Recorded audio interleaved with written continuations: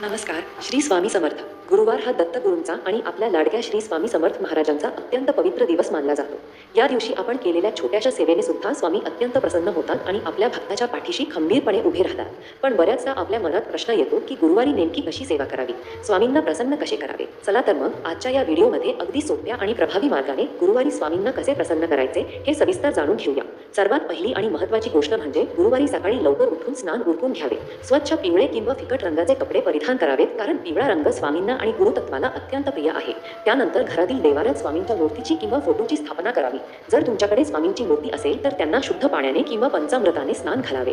मूर्ती नसेल तर स्वामींच्या फोटोला स्वच्छ कपड्याने पुसून घ्यावे. स्वामींना हळद, कुंकू, अक्षता आणि ताजी पिवळी फुले अर्पण करावीत. स्वामींना तुळशीपत्र आणि रुद्राक्षाची माळ अत्यंत प्रिय आहे, त्यामुळे पूजेत तुळशीचे पान नक्की ठेवावे. त्यानंतर स्वामींसमोर शुद्ध गाईच्या तुपाचा किंवा तिळाच्या तेलाचा दिवा लावावा आणि सुगंधित धूप किंवा अगरबत्ती दाखवावी. आता वळूया स्वामींचा आवडीच्या नैवेद्याकडे. स्वामी महाराजांना पुरणपोळी, बेसन लाडू, पेढे किंवा खडी साखर आणि सुक्या मेव्याचा नैवेद्य खूप आवडतो.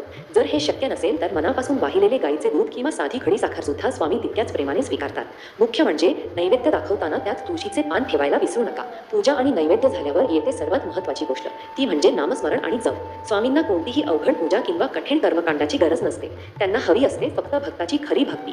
गुरुवारी स्वामींसमोर बसून श्री स्वामी समर्थ या तारक मंत्राचा किमान एक माळ म्हणजेच 1008 वेळा जप करावा. वेळ असल्यास 3, 5 किंवा 11 माळी जप तुम्ही करू शकता. स्वामींचा हा 6 अक्षरी मंत्र इतका शक्तिशाली आहे की याच्या उच्चारानेच घरातील आणि मनातील सर्व नकारात्मकता दूर होते. जपानंतर स्वामी समर्थांच्या तारक मंत्राचे पठण अवश्य करावे. निशंक हो, निर्भय हो मनारे, प्रचंड स्वामी बळ पाठीशी रे, हे शब्द ऐकताच भक्ताच्या मनात एक नवीन ऊर्जा आणि आत्मविश्वास निर्माण होतो. जप आणि वाचनानंतर श्री स्वामी चरित्र सारामृत या ग्रंथाचे वाचन करावे.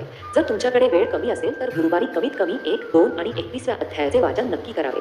या अध्यायांमध्ये स्वामींच्या अगाध लीलेचे वर्णन आहे. पूजा अर्चा झाल्यानंतर सर्वात शेवटचा आणि अतिशय महत्त्वाचा भाग म्हणजे सेवा आणि दान. स्वामी महाराजांनी नेहमी भुकेल्याला अन्न आणि तहानलेल्याला पाणी देण्याचा संदेश दिला आहे. गुरुवारी स्वामींच्या मठात जाऊन दर्शन घ्यावे. शक्य असल्यास गरिबांना, गरजू लोकांना किंवा मठात येणाऱ्या भक्तांना अन्नदान करावे किंवा स्वामींच्या प्रसादाचे वाटप करावे. गाईला हिरवा चारा किंवा पोळी खायला द्यावी. तसेच पक्ष्यांना धान्य आणि प्राण्यांना अन्न पाणी द्यावे. जेव्हा तुम्ही एखाद्या गरजू व्यक्तीची मदत करता तेव्हा स्वामी तुमच्यावर आपोआप प्रसन्न होतात.